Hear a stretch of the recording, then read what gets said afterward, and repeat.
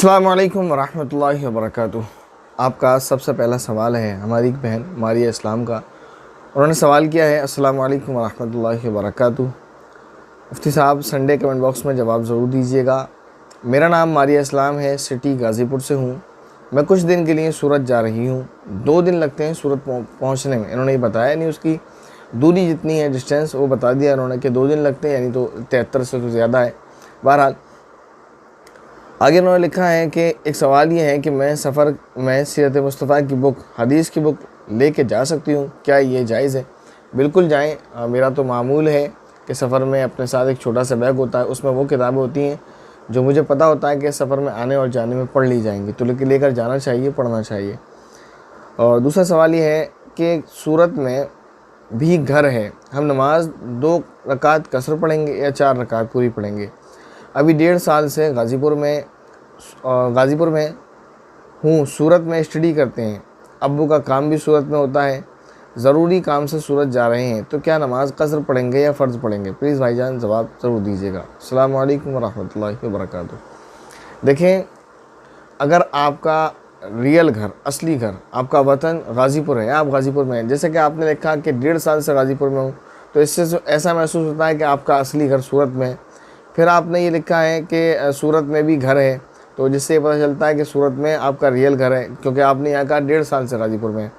اور پھر آگے چل کے آپ نے کہا ہے کہ سورت میں اسٹڈی کے لیے جانا ہو رہا ہے اور ابو کا کام بھی سورت میں ہے، تو اس سے جب یہ آپ نے کہا کہ سورت میں ابو کا کام بھی سورت میں ہے، تو اس سے یہ پتہ چلتا ہے کہ گھر آپ کا غازی پور میں اور کام سورت میں ہے، کام کے لیے جانا ہے یا اسٹڈی کے لیے جانا ہے۔ تو کچھ سمجھ نہیں آ رہا ہے کون سا گھر آپ کا ریئل گھر ہے، کون سا آپ ویسے ہی رہنے کے لیے جا رہے ہیں۔ بہرحال جو بھی ہے، اس میں ایک چیز سمجھیں، وہ گھر جہاں آپ ود فیملی آپ رہتے ہیں، چاہے وہ غازی پور ہے یا سورت کچھ بھی ہے، مثال کے طور پر اگر وہ غازی پور ہے جس میں آپ ود فیملی رہ رہے ہیں، آپ کا جو بھی گھر تھا پہلے وہ آپ نے چھوڑ دیا، اب آپ ود فیملی مستقل غازی پور میں شفٹ ہو گئے، اب آپ کا وہی گھر ہے، اس کو چھوڑنے کا ارادہ نہیں ہے، تو یہ آپ کا ریئل گھر اور وطن اصلی کہلائے گا۔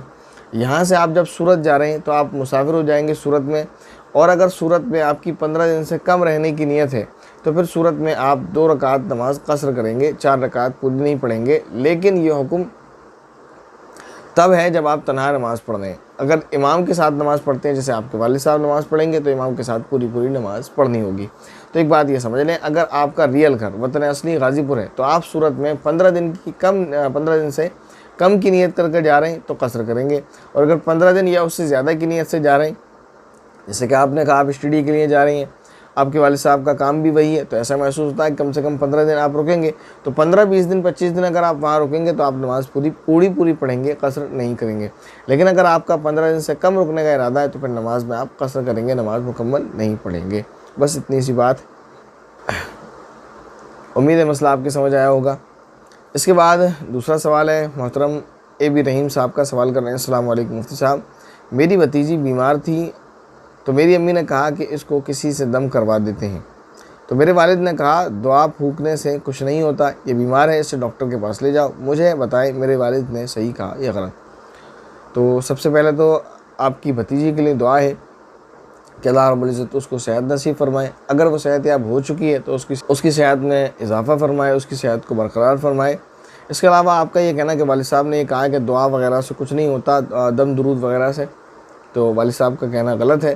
لیکن اگر آپ یہ کہیں گے والد صاحب سے ڈائریکٹ کہ آپ نے غلط کہا، تو یہ نامناسب بات ہے، آپ کی یہ بات بھی غلط ہے، کیونکہ والد صاحب آپ سے بڑے ہیں اور بڑوں کو اس طرح نصیحت نہیں کی جاتی، بس یہ سمجھایا جاتا ہے اس طریقے سے کہ اللہ کے نبی صلی اللہ علیہ وسلم نے بھی دعائیں پڑھ کر دم کی ہیں، صحابہ سے بھی یہ ثابت ہے، وہ بچوں پر بھی پڑھا کرتے تھے، اور ایک شخص جس کو سانپ نے کاٹ لیا تھا اس پر صحابہ نے سورہ فاتحہ پڑھ کر دم کی تھی اور وہ صحیح ہو گیا تھا۔ تو بہرحال کچھ نہیں ہوتا، یہ کہنا تو نامناسب ہے۔ ہاں یہ بات ضرور ہے کہ علاج کرانا بھی سنت ہے، علاج کرانا چاہیے۔ کوئی اگر بیمار ہے تو صرف محض دم اور درود پر اکتفا نہ کیا جائے، صرف قرآن کریم پڑھ کر پھونکنے پر اکتفا نہ کیا جائے، اس کے ساتھ ساتھ یہ بھی ہو کہ علاج وغیرہ بھی کرایا جائے، دونوں چیزیں ہونا چاہیے۔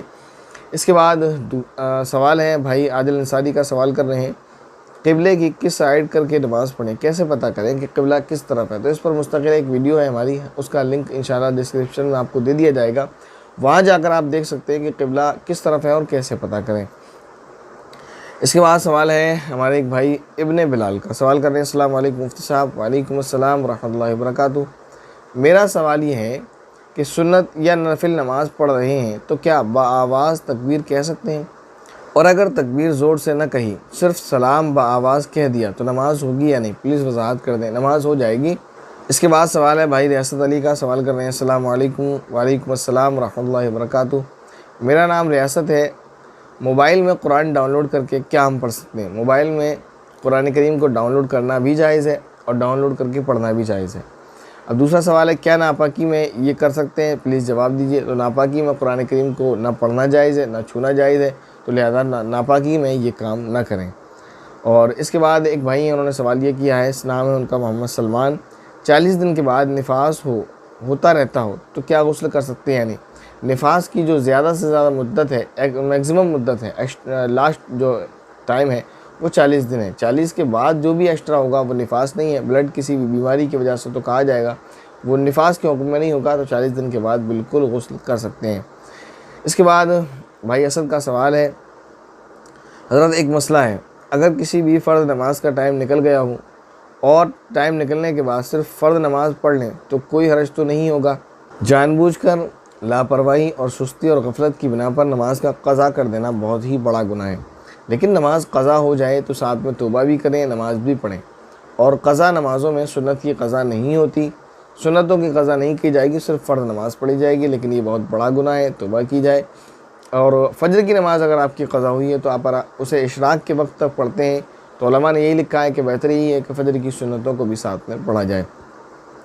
انہوں نے لکھا آگے، اور کیا قضا نماز پڑھی تو نماز ادا ہو گئی ہے یا نہیں؟ قضا نماز پڑھیں گے آپ، نماز تو آپ کی ہو جائے گی، لیکن بلا عذر نماز کا قضا کرنا بہت بڑا گناہ ہے۔ اس کے بعد سوال ہے بھائی ناظر احمد کا، اور شاید یہ اس کمنٹ باکس کا آخری سوال ہے ان کا، السلام علیکم مفتی صاحب۔ وعلیکم السلام ورحمۃ اللہ وبرکاتہ۔ میں جب نماز میں قرات کرتا ہوں تو مجھے لگتا ہے کہ میں عین کی جگہ الف پڑھ رہا ہوں، میں کیا کروں؟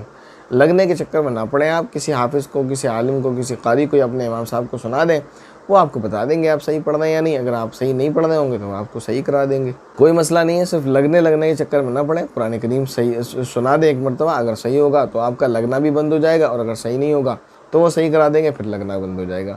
اور جو بھی سوالات آپ کے لیے گئے، جو جوابات ان کے دیے گئے، امید ہے وہ آپ کو سمجھ آئے ہوں گے۔ کسی کا کوئی سوال رہ گیا ہے تو وہ نیکسٹ کمنٹ باکس کے لیے کمنٹ کر دیں، اور کوئی ڈاؤٹ ہے، کوئی سوال ذہن میں تو کمنٹ کریں اور اس کا جواب ضرور دیا جائے گا۔ السلام علیکم ورحمۃ اللہ وبرکاتہ۔